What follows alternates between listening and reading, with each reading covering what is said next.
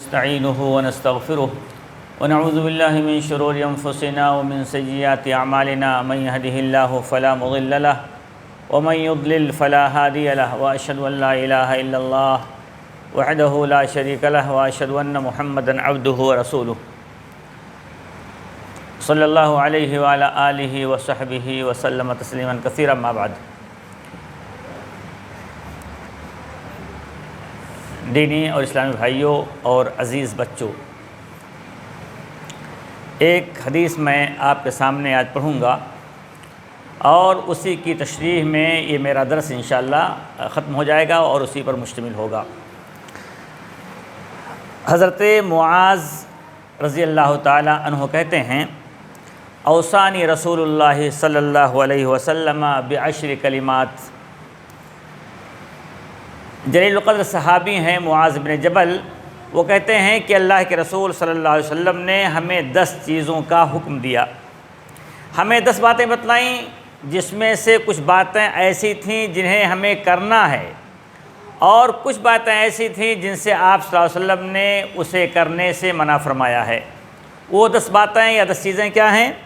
پہلی چیز آپ صلی اللہ علیہ وسلم نے فرمایا، لا تشرک باللہ شیئا، اللہ کے ساتھ بالکل ذرہ برابر بھی شرک نہ کرنا۔ وَإِن قُتِلْتَ وَحُرِّقْتَ، اگرچہ تمہیں کیوں قتل نہ کر دیا جائے یا تمہیں جلا کیوں نہ دیا جائے۔ یہ شرک کی سنگینی، اس کی گمبھیرتا اور وہ کتنا بھیانک جرم ہے اس حدیث میں بیان کیا جا رہا ہے۔ ایک آدمی کی جان بہت عزیز ہوتی ہے، لیکن اگر توحید کی راہ میں اسے اپنی جان بھی گنوانی پڑے، قتل بھی کر دیا جائے، جلا دیا جائے، تو اسے توحید سے سرے منہ انحراف نہیں کرنا ہے۔ ہاں، ایک بات کی گنجائش ہے کہ آدمی کا حوصلہ، ہمت اور اس کی مردانگی تو یہی ہے، یا افضل یہ ہے کہ آدمی اگر کوئی سامنے اس کے آ جائے اور کہہ دے تمہیں معبودوں کا سجدہ کرنا ہے، تمہیں شرک کرنا ہے، یا کوئی ایسا کام کرنا ہے جو شرک کے دائرے میں آتا ہو، اگر تم نہیں کرو گے تو تمہیں قتل کر دیا جائے گا، تمہیں مار ڈالا جائے گا، جلا دیا جائے گا۔ یہ اعلیٰ درجہ ہے، عزم اور حوصلہ کا کام ہے۔ لیکن اگر آدمی ایسا ہے کہ ڈر جاتا ہے لیکن اس کا دل مطمئن ہے اسلام پر، اللہ فرماتا ہے وَمَنْ أُكْرِهَ قَلْبُهُ إِلَّا مَنْ أُكْرِهَ وَقَلْبُهُ مُطْمَئِنٌ بِالْإِيمَانِ، اگر کوئی آدمی مجبور کر دیا جائے شرک کرنے کے لیے تو جائز ہے کہ ظاہری طور پہ وہ شرک کر لے، لیکن اس کا دل توحید پہ مطمئن ہونا چاہیے۔ یہ گنجائش ہے، رخصت ہے۔ لیکن عزیمت کی بات کیا ہے، ہمت اور حوصلے کی بات کیا ہے؟ اعلیٰ درجے کا ایمان یہ تقاضا کرتا ہے کہ اس کی راہ میں اگر تمہیں قتل کر دیا جائے تب بھی تم اللہ کے ساتھ شرک نہ کرو۔ اچھا، شرک ہے کیا؟ شرک یہ ہے کہ اللہ رب العزت کی جو صفات ہیں، جو خصوصیات ہیں، ان میں سے کوئی خصوصیت، کوئی صفت بندوں میں تسلیم کر لیا جائے۔ مثال کے طور پر بارش بچے برساتا کون ہے؟ اللہ تعالیٰ۔ روزی کون دیتا ہے؟ اللہ تعالیٰ۔ زندگی موت کون دیتا ہے؟ اللہ تعالیٰ۔ لیکن اگر ہم یہ طاقت کسی انسان میں مان لیں، تسلیم کر لیں کہ ایک انسان بھی بارش برسا سکتا ہے، زندگی موت دے سکتا ہے، تو یہ کیا ہو جائے گا؟ شرک ہو جائے گا، کیونکہ یہ طاقت، یہ خصوصیت، یہ صفت اللہ کے لیے خاص تھی جو ہم نے دوسروں میں تسلیم کر لیا۔ آتے ہیں دوسری بات کی طرف، توحید۔ یہ توحید الربوبیہ کہلاتا ہے کہ اللہ کے جو کام ہے اس میں ہم کسی بندے کو بھی شریک اور ساجھی مان لیں۔ اور توحید عبادہ کیا ہے یا الوہیہ کیا ہے؟ کہ جو عبادتیں ہم اللہ رب العزت کے لیے انجام دیتے ہیں، یا جو عبادتیں ہیں اگر ہم نے اللہ کے ساتھ ساتھ کسی غیر اللہ کو، اللہ کو چھوڑ کر کے کسی کے لیے عبادت انجام دے دی تو یہ کیا ہو جائے گا؟ یہ عبادت میں شرک ہوگا۔ مثال کے طور پر عبادت کی بہت قسمیں ہیں، صرف روزہ نماز عبادت نہیں ہے، بلکہ اور بہت سی چیزیں جو عبادت کہلاتی ہیں۔ مثال کے طور پہ کھڑا ہونا بھی، رکوع کرنا، سجدہ کرنا، امید رکھنا، نظر و نیاز کرنا، ڈرنا، وعلیکم السلام اللہ، محبت کرنا، امید رکھنا، توکل کرنا، یہ ساری چیزیں کیا ہیں؟ عبادت ہیں۔ اگر ان میں سے ہم نے کوئی چیز اللہ کو چھوڑ کر کے کسی اور کے لیے کیا تو یہ کیا ہو جائے گا؟ عبادت میں شرک ہوگا۔ سجدہ آدمی اگر کسی انسان کے لیے، مردہ ہو، زندہ ہو، قبر ہو، اگر اس کے لیے کوئی آدمی سجدہ کرتا ہے تو یہ کیا ہو جائے گا؟ عبادت میں شرک ہوگا، عبادت میں یہ شرک ہوگا۔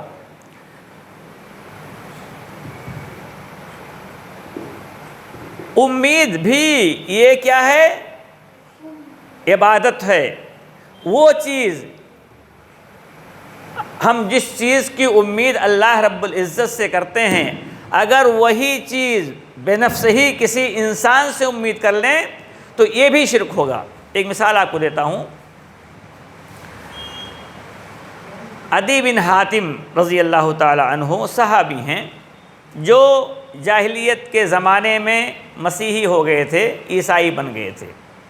اللہ کے نبی جناب محمد رسول اللہ صلی اللہ علیہ وسلم کے پاس آتے ہیں اور حضرت عدی بن حاتم کے گلے میں صلیب لٹک رہی ہے، کراس۔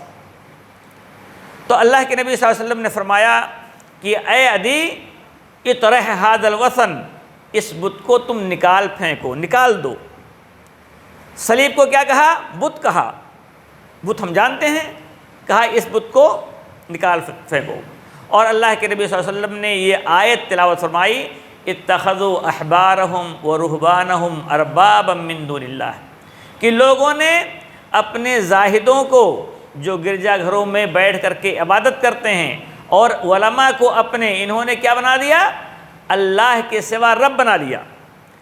حضرت عدی کہتے ہیں کہ اللہ کے نبی صلی اللہ علیہ وسلم وہ لوگ ان کو رب نہیں بناتے ہیں۔ تو آپ صلی اللہ علیہ وسلم نے فرمایا کہ کیا ایسا نہیں ہے کہ یہ علماء زہاد جو چیز اللہ نے حرام قرار دی ہے اس کو حلال قرار دیتے ہیں اور یہ لوگ مان لیتے ہیں، اور اسی طرح سے جو چیز حلال ہے اس کو یہ لوگ حرام قرار دیتے ہیں، یہ لوگ مان لیتے ہیں کہ نہیں؟ کہا ہاں مان لیتے ہیں۔ کہا فتلک عبادتہم، یہی ان کی عبادت ہے، کیونکہ کسی چیز کو حلال قرار دینا یا کسی چیز کو حرام قرار دینا یہ اللہ کی خاصیت ہے۔ اللہ کے لیے یہ خاص ہے کہ کوئی انسان کسی چیز کو حلال یا حرام قرار نہیں دے سکتا ہے۔ تو یہ جو صلیب لٹکی ہوئی تھی، آدمی اس سے کیا رکھتا ہے؟ امید۔ ہم اللہ رب العزت کی ذات سے امید رکھتے ہیں کہ ہمیں مشکل سے بچا لے گا، ہمارے ساتھ مہربانی کر دے گا۔ تو یہ صلیب لٹکا کے آئے تھے تو وہ ان کا یہ عقیدہ تھا کہ صلیب لٹکانے سے ہمارے اوپر کوئی مشکل نہیں آئے گی یا مشکل ٹل جائے گی۔ اسی طرح سے ہم مسلمانوں میں بھی شرک عام ہے۔ آپ دیکھتے ہوں گے کتنے انسان ایسے ہیں ہاتھ میں کیا باندھے رہتے ہیں؟ کالا دھاگا، پیلا دھاگا، یہ اس ناطے باندھے رہتے ہیں۔ آپ نے دیکھا ہوگا ٹیکسی ہے، ٹرری ہے، اس کے پیچھے لوگ چپل کاٹ کے لٹکا لیتے ہیں کہ اس کے ذریعے سے شر ہم سے دور ہو جائے گا، نعوذ باللہ۔ اللہ رب العزت کی ذات ہے شر بلا کو ٹالنے والی، لیکن اگر ہم نے دھاگے سے امید رکھ لیا، ہم نے چپل سے امید رکھ لی، ہم نے پیلا دھاگا پہن لیا اور یہ سمجھتے ہیں کہ یہ بلا کو ٹال دے گا، تو یہ کیا ہو جائے گا؟ شرک ہو جائے گا۔ ایک آدمی پتھر اپنے گھر کے سامنے رکھتا ہے، پتھر، اس سے امید رکھتا ہے کہ یہ ہمارے لیے فائدہ لائے گا یا ہم سے بلا کو ٹال دے گا، اس کو ہم کیا کہتے ہیں؟ کافر کہتے ہیں۔ یہ شرک ہے، کافر کہتے ہیں۔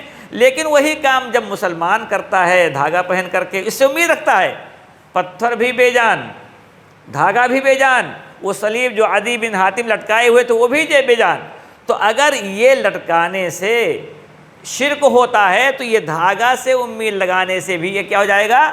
شرک ہو جائے گا۔ اسی لیے ہمیں ان چیزوں سے نفع نقصان دینے والی ذات کس کی ہے؟ اللہ تعالیٰ کی ہے۔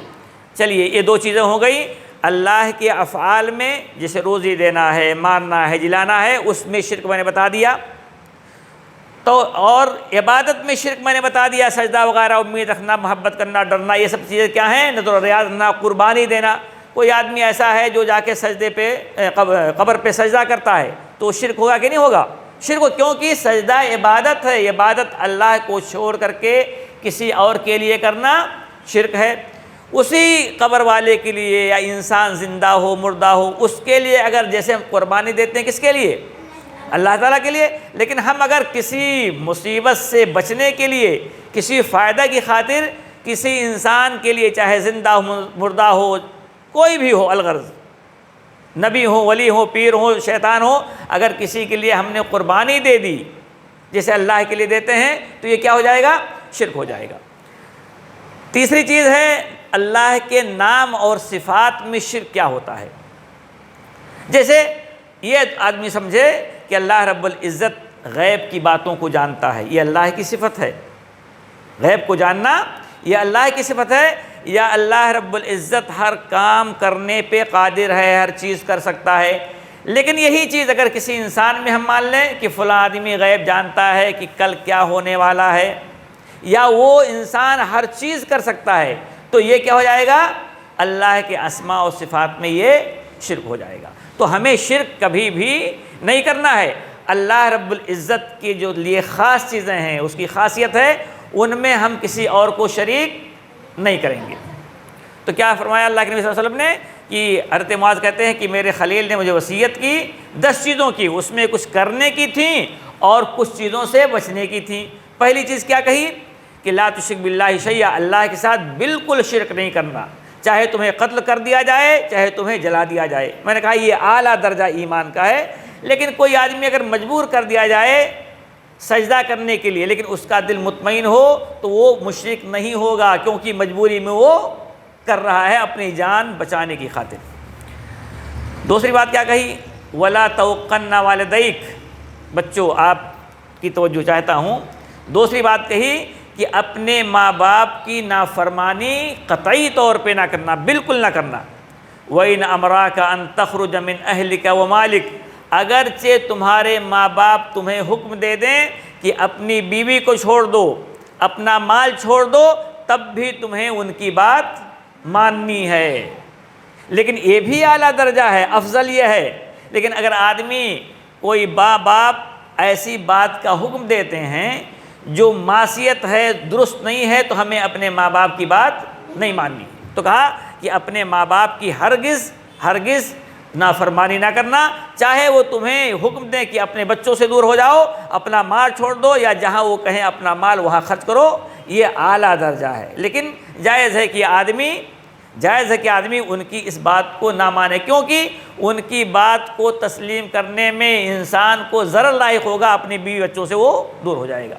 تو لیکن یہ مبالغہ کے طور پہ کہ ماں باپ کی نافرمانی نہیں کرنا ہے۔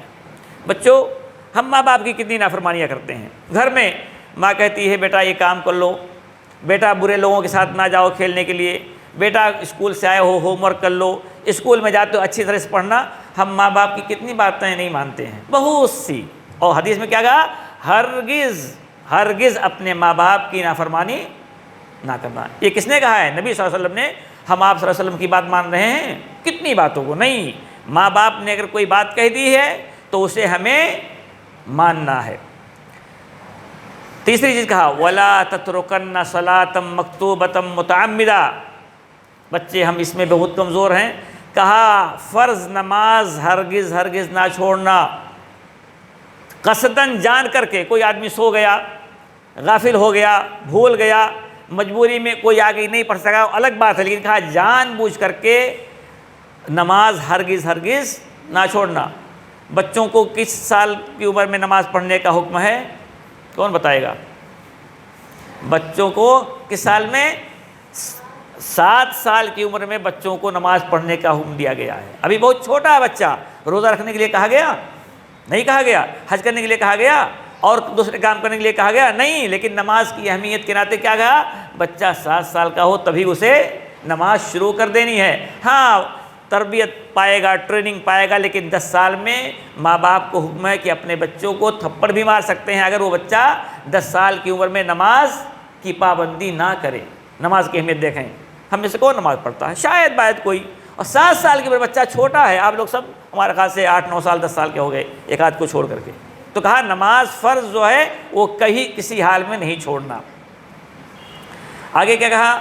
فَإِنَّ مَن تَرَكَ صَلَاةً مَكْتُوبَةً مُتَعَمِّدَةً فَقَدْ بَرِيَتْ مِنْهُ ذِمَّةُ اللَّهِ۔ حدیث میں آتا ہے کہ جس نے صلاۃ الفجر، فجر کی نماز پڑھ لی، وہ اللہ کی حفاظت میں ہو گیا، اللہ اس کو دنیا آخرت کے شر سے، برائی سے کیا کر لے گا؟ بچا لے گا۔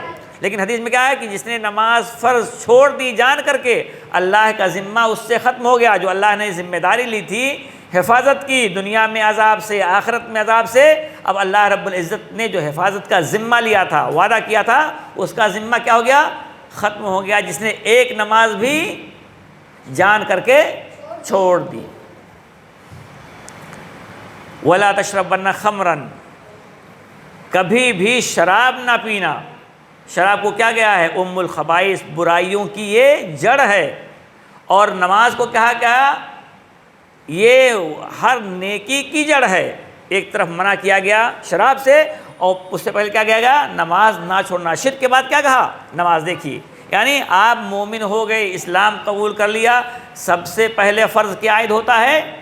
نماز، سب سے پہلے۔ لیکن ہم زبان سے تو کہتے ہیں سب سے پہلے، لیکن عمل میں ہم پیچھے رہ جاتے ہیں۔ تو کہا کہ نماز بالکل نہ چھوڑنا، اور اس کے بعد فوراً کہا کہ شراب نہ پینا۔ تو دونوں، ایک طرف نیکی، نماز جو ہے سب سے اہم عبادت ہے، کس کے بعد؟ توحید کے بعد۔ توحید کے بعد سب سے اہم عبادت کیا ہے؟ نماز ہے۔ اور دوسری طرف کیا کہا؟ شراب نہ پینا، کیونکہ یہ ہر برائی کی جڑ ہے۔ کیوں؟ کیونکہ آدمی جب شراب پی لیتا ہے تو اس کا ہوش ٹھکانے رہتا ہے، اس کی عقل مار دی جاتی ہے، اس لیے وہ آدمی ہر برائی کر سکتا ہے، کیونکہ اس کی عقل کام نہیں کر رہی ہے۔ وَإِيَّاكَ وَالْمَعْصِيَةَ، اور پھر ایک عام بات کہی کہ برائی سے، معصیت کے کاموں سے، اللہ کی نافرمانی کے کاموں سے بچتے رہنا۔ فَإِنَّ بِالْمَعْصِيَةِ حَلَّ سَخْطُ اللَّهِ، اس کا انجام بہت برا ہے۔ پہلے کی جو قومیں تھیں جو گزر چکی ہیں، عاد، سمود ہیں، موسیٰ علیہ السلام ہیں، وغیرہ وغیرہ، یوسف علیہ السلام کا زمانہ ہے، ان کے یہاں معصیت جب ہوتی تھی تو اللہ رب العزت بڑے عذاب میں ان کو مبتلا کر دیتا تھا، علاقہ کا علاقہ صاف ہو جاتا تھا۔ لیکن اللہ کے نبی محمد رسول اللہ صلی اللہ علیہ وسلم نے اللہ سے دعا کی تھی کہ میری امت کو ایک طرف اجتماعی طور پر کہ پوری کی پوری آبادی ختم ہو جائے، ہلاک نہ کرنا۔ تو کہا کہ معصیت سے، برائی سے، گناہوں سے اللہ کا غضب نازل ہوتا ہے، اور پہلی قوموں پہ غضب نازل ہوا، ان کو اللہ رب العزت نے صفحہ ہستی سے مٹا دیا۔ تو کہا کہ گناہ کرنے سے اللہ کا غضب نازل ہوتا ہے، اور جب اللہ کا غضب نازل ہو جائے گا تو انسان کہیں پناہ نہیں پائے گا۔ اس لیے ہمیں معصیت سے ہر حال میں، برے کاموں سے بچنے کی کوشش کرنی چاہیے۔ کہیں انسان سے کوئی غلطی ہو جائے، گناہ ہو جائے، انسان کے ناطے ہو سکتا ہے، کوئی بھی گناہ، کوئی معصیت ہو سکتی ہے، لیکن پھر کیا کرنا چاہیے؟ توبہ، عہد کرنا چاہیے کہ اے اللہ مجھ سے خطا ہوئی، معاف کرنا، انشاءاللہ آئندہ دوبارہ میں یہ غلطی نہیں کروں گا۔ وَإِيَّاكَ وَالْفِرَارَ مِنَ الزَّحْفِ، اور کہا جب دشمن سے لڑائی چل رہی ہو تو وہاں سے کبھی نہ بھاگنا، پیٹھ دکھا کر کے بھاگنا، یہ بہت بڑا گناہ ہے، بہت بڑا گناہ ہے۔ تو کہا کہ پیٹھ نہیں دکھانا جو دشمن سے تمہاری لڑائی ہو رہی ہو، اس کے نقصانات بہت زیادہ ہوں گے، پوری قوم پہ مصیبت آ جائے گی اگر ہم پیٹھ دکھا کر کے بھاگ جائیں گے۔ اس لیے کہا جب دشمن سے لڑائی ہو رہی ہو تو محاذ جنگ سے وہاں کبھی پیٹھ نہیں دکھانا، وہاں سے منہ موڑ کر کے نہیں آنا۔ اس لیے اگر مر گئے، قتل کر دیے گئے، شہید، اور اگر بچ گئے تو غازی، تو ہر حال میں ہمارے لیے بہتری اور بھلائی ہے۔ وَإِنْ هَلَكَ النَّاسُ، اور کہا کہ سارے لوگ مر جائیں لیکن تم وہاں سے ڈٹے رہنا، یہ بھی اعلیٰ ایمان کا درجہ ہے۔ ورنہ اگر چند لوگ بچے ہیں تو ان کو وہاں سے نکلنے کی اجازت ہے، لیکن اجتماعی طور پر پوری فوج دشمن سے لڑ رہی ہو، سارے کے سارے لوگ بھاگ جائیں، یہ کسی طرح سے جائز نہیں۔ وَإِذَا أَصَابَ النَّاسَ مَوْتٌ وَأَنْتَ فِيهِمْ فَاثْبُتْ، کہیں کوئی وبا پھیل جائے، جیسے طاعون کی بیماری ہے، پلیگ ہے، کبھی کبھی ایسی بیماری آتی ہے، جیسے ابھی کیا گزرا ہے 2 سال پہلے، 3 سال پہلے کیا گزرا بھائی؟ ہاں، کرونا وائرس، کتنے لوگ مر گئے۔ تو کہا جب ایسی کوئی وبا عام آ جائے کہ لوگ ہلاک ہو رہے ہوں تو وہاں نہیں جانا، وہاں نہیں جانا، اور وہاں سے بھاگنا بھی نہیں۔ پہلی بات کہ وہاں پہ اگر وبا پھیل گئی تو جان بچانے کے لیے وہاں سے بھاگنا نہیں ہے، کیونکہ تمہارے بھاگنے سے بہت سے لوگوں کا نقصان ہوگا۔ اور کہاں وہاں جانا بھی نہیں جہاں وبا پھیلی ہو، بیماری پھیلی ہو، وہاں جانا بھی نہیں ہے۔ کہیں یہ نہ تمہارا خیال ہو جائے کہ میں آیا اس لیے میری موت آ گئی، تو کہیں برائی وبا پھیلی ہو، عام بیماری کوئی آ گئی ہو تو وہاں سے نکلنا نہیں ہے اور وہاں جانا بھی نہیں ہے۔ انفق، اور ایک حدیث میں اور پھر آگے کہا گیا اس حدیث میں انفق علی عیالک من طولک، یہ ذمہ داری دی گئی ہے کس کی؟ باپ کی، کہ اپنے بچوں پر، اپنی بیوی پر، اپنے ماں باپ پر، اپنے گھر والوں پر وہ خرچ کرے گا طاقت کے مطابق۔ ایسا نہیں ہو سکتا ہے کہ باپ بیٹھا رہے گھر، کمانے نہ جائے، بیوی بچے بھیک مانگے، یہ اسلام اس کی اجازت نہیں دیتا ہے۔ باپ کی ذمہ داری ہے کہ وہ ہر حال میں بازار جائے، دو پیسہ کما کے لائے اور اپنے بچوں کو اس سے کھانا کھلائے۔ مانگنا اسلام میں بالکل پسندیدہ عمل نہیں ہے، بالکل نہیں۔ ہاں بہت مجبوری ہو انسان کی، آخری درجے کی مجبوری ہو، تب ہاتھ پھیلانا انسان کے لیے جائز ہے، ورنہ ہاتھ پھیلانا اسلام میں پسند نہیں ہے۔ اسلام تو چاہتا ہے کہ آپ دیں، اسلام مانگنے کی حوصلہ افزائی نہیں کرتا ہے۔ تو باپ کی ذمہ داری ہے کہ اپنے بچوں کی، اپنی بیوی کی، اپنے ماں باپ کی، اپنے بہن کی جو اس کی کفالت میں ہیں، ان پر وہ اپنی طاقت کے مطابق، کمائی کے مطابق خرچ کرے۔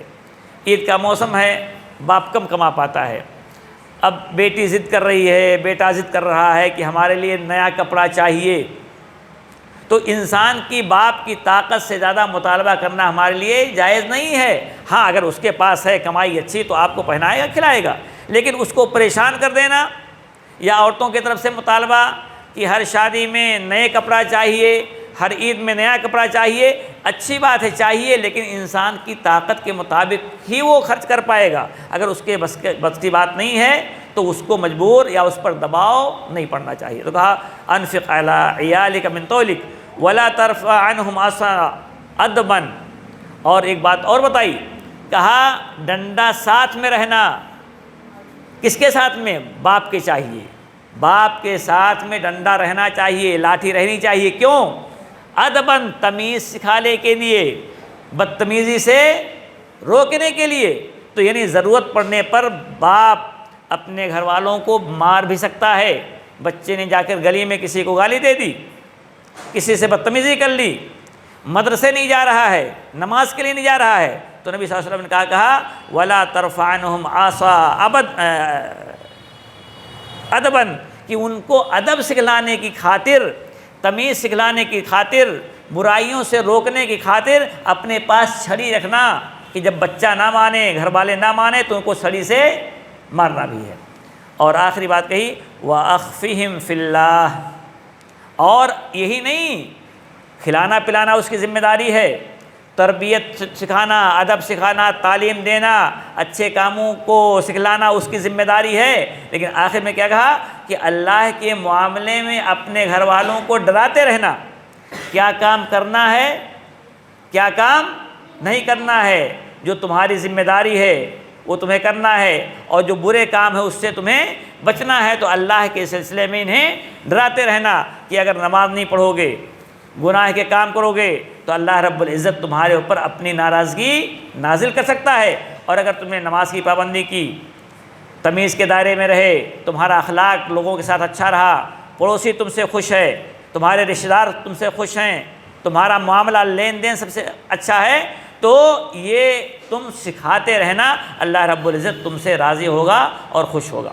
تو یہ چند باتیں جو تھیں ہمیں ان پہ عمل کرنا ہے۔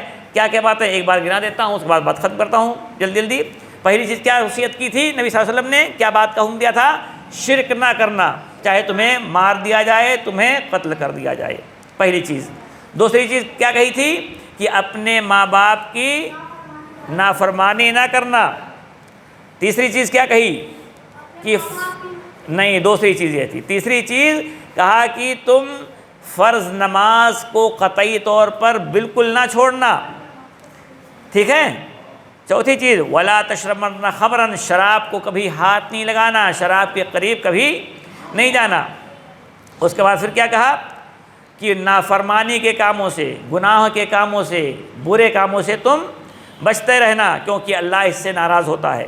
اور پھر آگے کہا کہ جب لڑائی ہو رہی ہو دشمن سے تو تمہیں پیٹھ نہیں دکھانا ہے، وہاں سے بھاگ کر کے نہیں آنا ہے۔ اور پھر کہا کہ جب کہیں وبا پھیل جائے، بیماری پھیل جائے، لوگ مر رہے ہوں تو وہاں سے نکلنا نہیں، وہاں سے بھاگنا نہیں اور وہاں جانا بھی نہیں، ٹھیک ہے۔ اور کہا کہ اپنے بال بچوں پہ اپنی طاقت کے مطابق جتنا تمہارے پاس پیسے ہیں اسی حساب سے تم خرچ کرتے رہنا، اور ضرورت پڑنے پہ انہیں ادب سکھانے کے لیے، تمیز سکھانے کے لیے مارتے بھی رہنا، اور آخری بات اللہ کے سلسلے میں انہیں ڈراتے رہنا، کیا کام کرنا ہے، کون سا کام اچھا ہے، کون سا کام برا ہے، کون سا کام نہیں کرنا ہے، اس سلسلے میں اپنے اولاد کو، اپنے بچوں کو، بیوی کو تم سکھاتے رہنا۔ اللہ رب العزت دعا ہے کہ رب العزت ہمیں ان باتوں پر جو 10 باتیں ہیں عمل کرنے کی توفیق دے۔ وصلی اللہ علی نبینا محمد و آلہ وسلم۔